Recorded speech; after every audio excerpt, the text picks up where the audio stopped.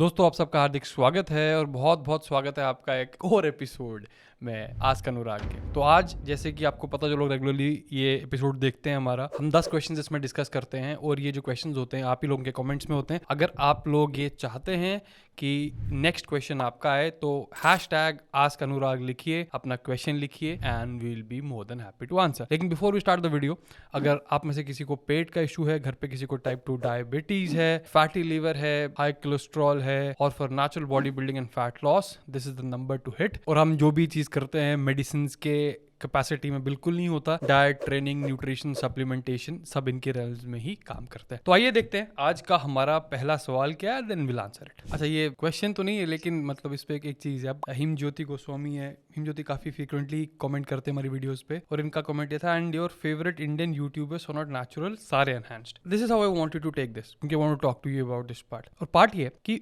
मैं आप लोगों को एक हैबिट डलवाना चाहता हूं। वो हैबिट क्या है कि आप देखो, आपको फायदे की चीज, अच्छी इंफॉर्मेटिव चीज कहीं से मिलेगी, आप उसको उठा के ले लो। अब ये मत देखो कि somebody is so jacked और somebody is so ripped, somebody is like this, उसके हिसाब से इंफॉर्मेशन देखो। क्योंकि जब ऐसा कुछ होता है ना तो we get blinded by that personality, और उसके बाद वो जो भी कुछ बोलते हैं तो हम सही मान लेते हैं। जिम्स में अक्सर ये होता है, मोस्टली जो हमारे ट्रेनर्स होते हैं जिम में, दे लाइक दे जैक्ड। और I have spoken to a lot of trainers जिन्होंने यही मेरे को बात बोली थी कि भैया अगर if you not like really jacked तो लोग हम पे भरोसा ही नहीं करेंगे। तो एक तरीके से अपना बिजनेस बढ़ाने के लिए ये लोग they go on a steroid cycle, लेकिन अल्टीमेटली जब साइकिल पे तो चले गए लेकिन नॉलेज तो उससे नहीं आती ना by getting on a cycle. तो इसके लिए stop taking advices by looking at the physique, और देखो कि क्या आपको लॉजिकली सूट करती है कि नहीं है। ठीक है, आगे से सिंपल तरीका यही था। अच्छी इंफॉर्मेशन कहीं से भी मिले उसको लपक लो, ट्राई करो, अच्छी लगे तो आगे लोगों को पास ऑन करो। ठीक है, अगला क्वेश्चन देखते हैं क्या। ओके, अब तो अगला क्वेश्चन है सांकेत सावन 164 का।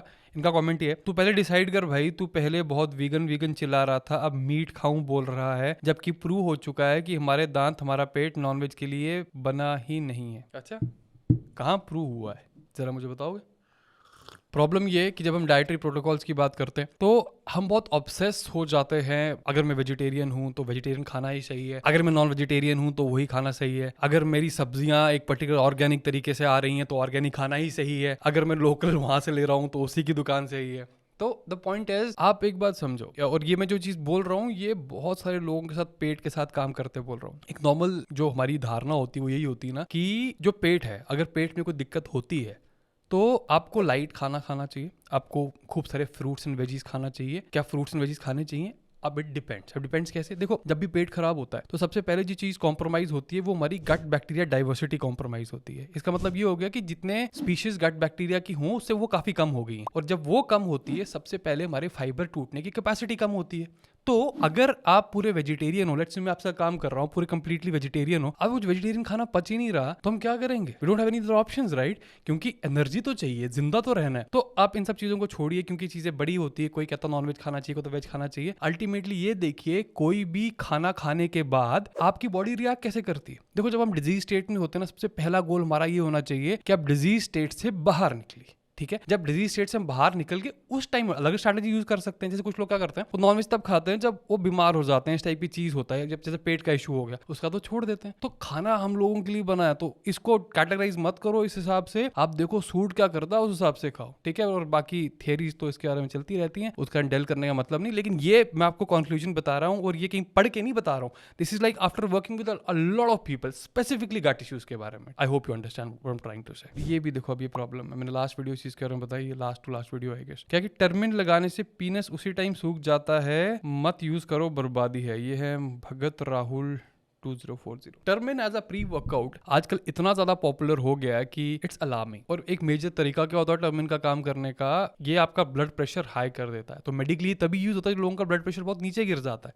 लेकिन आजकल लोग प्री वर्कआउट के लिए टर्मिन यूज कर रहे हैं, इसका नतीजा बिल्कुल अच्छा नहीं है। वैसे होगा पता क्या, इससे आपको ये लगेगा कि कुछ भी करने से पहले मुझे थोड़ा पंप अप करना जरूरी है। मैं जो लोग जिनको इरेक्टाइल डिसफंक्शन का इशू होता है, खासकर टाइप 2 डायबिटीज या किसी और डिजीज से होता है, तो एक चीज हम क्या देखते हैं, समथिंग कॉल्ड एंडोथेलियल डिसफंक्शन। इसका मतलब ये होता है कि जो ब्लड वेसल्स होती है, इनकी इंटरनल लाइनिंग होती है, that is called endothelium lining. वो लाइनिंग जब डिस्टर्ब हो जाती है तो ब्लड फ्लो खराब हो जाता है। तो अगर हाई ब्लड प्रेशर आपका है तो इरेक्टाइल डिसफंक्शन इशू होता ही होता है। According to a lot of people, like learned people, वो ये कहते हैं, and I completely agree with that part, कि जो हमारी पीनस हेल्थ है, पीनाइल हेल्थ है, ये हार्ट हेल्थ से बहुत रिलेटेड है। तो अगर आप अपना बीपी लगातार बार बार शूट ऊपर कर रहे हो, वो ब्लड वेसल्स में डैमेज हो रही है। ब्लड वेसल्स तो आपकी टूटेंगी ही या उनमें दिक्कतें आएंगी तो इरेक्टाइल डिसफंक्शन होना ही होना है। तो स्टे अवे फ्रॉम टर्मिन।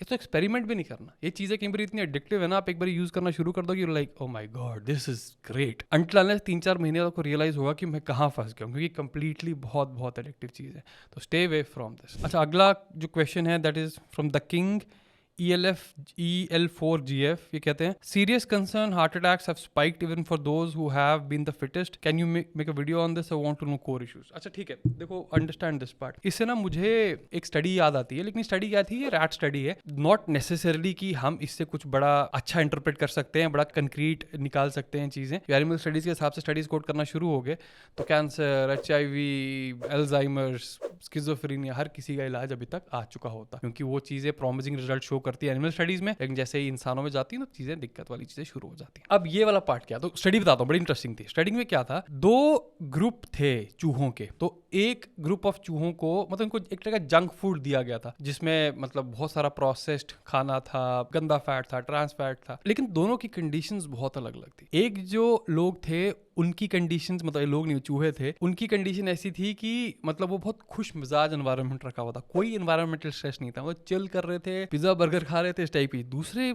क्या था कि कंडीशंस बहुत ज्यादा खराब थी और उनको ऊपर से गंदा खाना भी देखा जा रहा था। तो हमने ये देखा कि हार्ट कंडीशन दोनों में जमीन आसमान का फर्क है। तो हम लोग जब भी बात करते हैं अबाउट हेल्थ, तो हम ब्रॉडली बड़े बड़े पैरामीटर्स देखते हैं, इंसान डाइट सही से कर रहा है कि नहीं कर रहा, इंसान ट्रेनिंग सही से कर रहा है कि नहीं कर रहा, और ये सारी चीजें सही से हो रही नहीं हो रही। लेकिन उसके अलावा बड़ी सारी चीजें और होती है। लेट्स इमेजिन जो आपका काम की जगह है वो बहुत ज़्यादा स्ट्रेसफुल है, आपकी पर्सनल लाइफ जो है, जो आपके पार्टनर हैं, स्ट्रेस बहुत ज़्यादा, घर पे बहुत ज़्यादा स्ट्रेस है। तो उस टाइम पे अगर हम वर्कआउट एक्स्ट्रा करते हैं, मतलब बड़ा इंटेंस वर्कआउट करते हैं और हमारी नींद भी गायब है, तो स्ट्रेस और बढ़ती जा रही है, क्योंकि वर्कआउट जो एक टाइप का स्ट्रेस ही है। तो अगर हम स्ट्रेस से रिकवर कर ही नहीं पा रहे तो हम हार्ट को तो ज़्यादा एक डिफिकल्ट कंडीशन में डाल रहे हैं ना। And on top of it कुछ लोग क्या करते हैं, जब कटिंग टाइम पे they add like small dosage of PEDs, जो कि चीज़ें और कॉम्प्लिकेट कर देते हैं। तो अल्टीमेटली देखना ये है कि when you pushing yourself, you need to be in a happy state, मतलब आपकी जॉब सही टाइम पे होना चाहिए, आपका पर्सनल लाइफ सही होनी चाहिए। जब ऐसा नहीं है तब बिल्कुल लाइट एक्सरसाइज करो। जो लाइफ बड़ी स्ट्रेसफुल है, लाइट एक्सरसाइज, लेकिन when you are in very good place then you can push the hell up.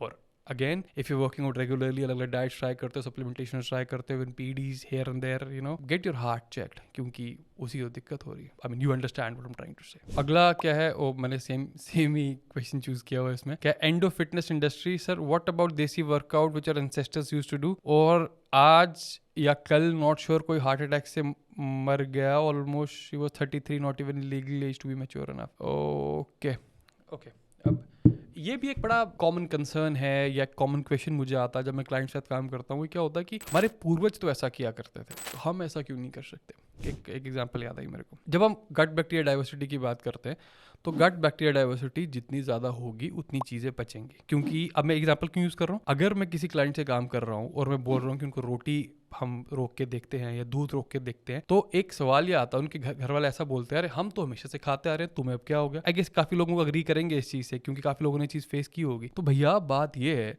कि जब वो लोग पले बड़े थे और जब हम लोग पले बढ़ रहे हैं, डिफरेंस कंडीशंस में बहुत ज्यादा है। हमने बस इतना देखा है कि जब आप गांव से उठा के किसी को शहर में रख दो तो गट बैक्टीरिया डाइवर्सिटी बहुत कॉम्प्रोमाइज हो जाती है। जब वो कॉम्प्रोमाइज हो जाती है तो जो आप खाना खाओगे वो कॉम्प्रोमाइज हो जाएगा, मतलब आप खाना पचा ही नहीं पाओगे।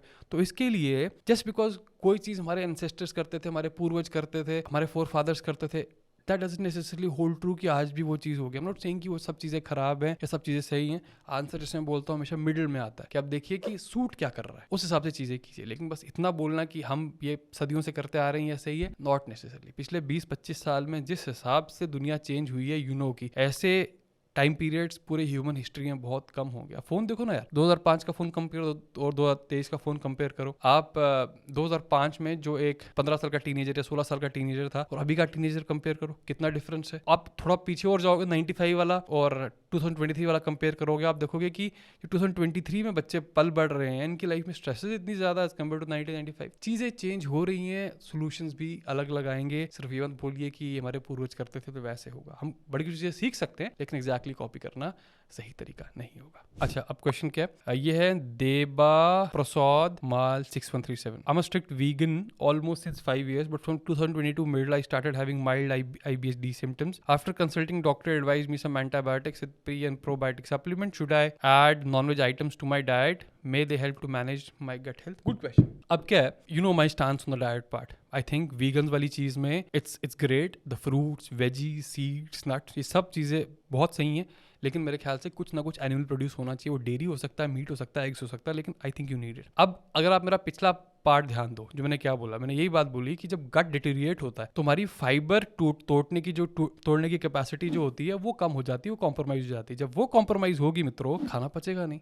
तो उस केस में वीगन डाइट कोई बढ़िया ऑप्शन नहीं होता। कुछ केसेस में होता है, लेकिन पेट ठीक होना चाहिए। लेकिन मेजॉरिटी ऑफ केसेस में मेरे एक्सपीरियंस में आपको जो नॉन वेज आइटम्स हैं, स्पेशली जिसमें फाइबर नहीं होता, you need to experiment with that. लेकिन चीज़ क्या है गट इश्यूज के साथ, there is no clear way out कि आप ये कर लो इससे ठीक हो जाएगा, वो कर लो इससे ठीक हो जाएगा। इसमें बहुत ट्रायल एरर रिक्वायर्ड है। और जो जहाँ मैंने देखा, एक नॉर्मल तरीका क्या होता है, लोग ठीक करने की कोशिश कैसे करते हैं, एक एंटीबायोटिक दे दी, उसके बाद एक प्रोबायोटिक दे दिया, लेकिन ऐसे थोड़ी होता है। अल्टीमेटली आपको देखना पहले पता क्या, पहले देखना ये है कि जब गट इश्यूज हुए तो उससे कुछ माइक्रोन्यूट्रिएंट डेफिशिएंसीज होंगी, लेट्स से ये, उनकी सप्लीमेंटेशन कीजिए।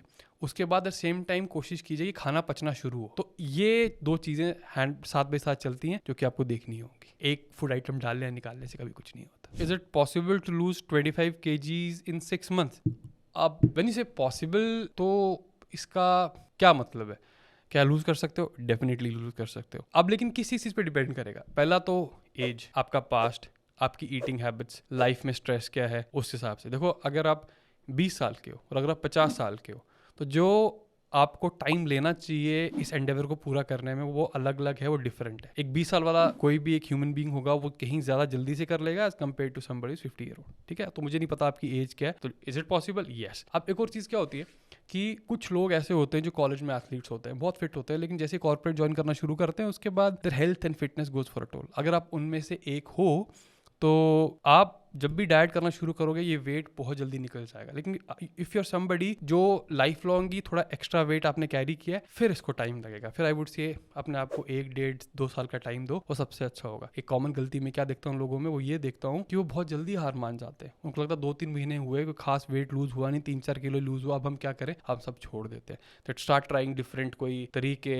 कोई शॉर्टकट्स। लेकिन जो शॉर्टकट नहीं है, पहली चीज़ है, लेट्स अज्यूम कि आपके डाइट में सब चीज़ें सही हैं, एक टारगेट के हिसाब से है। सिर्फ ऐसा नहीं कि हेल्दी खाना खाने से फैट लॉस हो जाता है, टारगेटेड खाने से फैट लॉस होता है। उसके बाद कोई आपको बीमारी नहीं है, योर हार्मोन्स आर ऑप्टिमाइज्ड, और बस चलते रहिए। You don't need any supplements और some stupid things to lose weight. अगला क्वेश्चन क्या है, ये है सुनीता बंसल 6738। कहते हैं, I am experiencing extreme body hair loss from my skin in my 20s, less energetic and weakness, is it a bad sign? I am doing regular exercise, good sleep and eating traditional Indian food like dal, chawal, sabzi, roti. I am tired of low energy skin hair loss, do you have any suggestions? जो आप ये चीज़ें बोल रहे हो ना, अगर energy नहीं है, वीकनेस नहीं है, स्किन और हेयर का कोई इशू है, तो मोस्टली जहाँ तक मुझे लगता है ये पेट का इशू है। तो मैं आपको डायरेक्टली तो कुछ एडवाइस नहीं दे सकता, लेकिन all I would say is कि क्या आपको कॉन्स्टिपेशन होती है, क्या गैस होती है, क्या ब्लोटिंग होती है, एसिडिटी होती है, और क्या आपको डायरिया होता है, किसी भी टाइप की चीज़ होती है। क्योंकि स्टूल जब खराब है तो कुछ ना कुछ इंडिकेशन है कि अंदर कुछ गलत चल रहा है। जैसे मैंने पहले ही बोला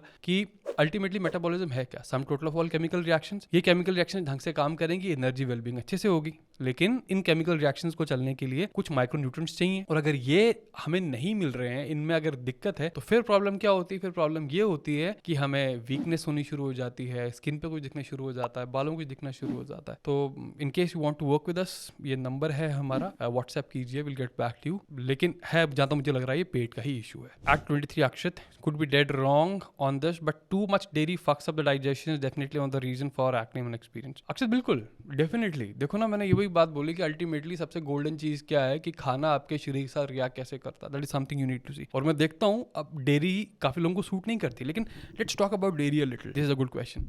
डेयरी, लोगों को लगता है कि डेयरी, सब डेयरी बराबर है, दूध, दही, घी, पनीर। मेरे एक्सपीरियंस में काफी लोगों को सबसे ज्यादा प्रॉब्लमेटिक चीज है वो दूध है, नहीं सूट कर रहा, लैक्टोज इंटॉलरेंस हो रही है। लेकिन पनीर तब भी सूट कर जाता है थोड़ी क्वांटिटीज में, क्योंकि क्वांटिटी बड़ी मैटर करती है। देखो मोस्टली क्या होता है, खाने की टाइप, क्वांटिटी और टाइमिंग। जो आप इस हिसाब से चीज़ों को करते हो ना, उस हिसाब से देख सकते हो कि हो सकता है मैं दिन को कोई चीज़ खाऊं और एक लेट्स से 50 ग्राम खाऊं, मुझे कोई दिक्कत नहीं होगी। लेकिन अगर मैं दिन को 150 ग्राम करूं, दिक्कत हो जाएगी। लेट्स से मैं अगर दिन को 50 ग्राम खाऊं, कोई दिक्कत नहीं, रात को खाऊंगा 50 ग्राम, दिक्कत हो जाएगी। तो ये वाला पार्ट है। लेकिन घी वाला पार्ट है, घी इज स्टिल अमेजिंग। जितने लोगों को पेट का इशू होता है, मैं सबको ऑलमोस्ट घी देता हूँ, और घी बहुत अच्छे तरीके से रिएक्ट करता है। तो इसके लिए पूरा डेयरी को इकट्ठा मत क्लब करो, घी वाला पार्ट फिर भी खाओ, कोई दिक्कत नहीं हो। तो आई होप इन क्वेश्चन से आप सबको वैल्यू मिली होगी किसी न किसी कैपेसिटी में। और अगर आप अभी यहाँ तक हैं तो thank you so much for watching the whole video. I hope it was worth your time. तो अगर आप क्वेश्चन पूछना चाहते हैं हमें नीचे आस्क अनुराग करके कॉमेंट लग दीजिए, will be more than happy to help. तो I see you next time, till then bye.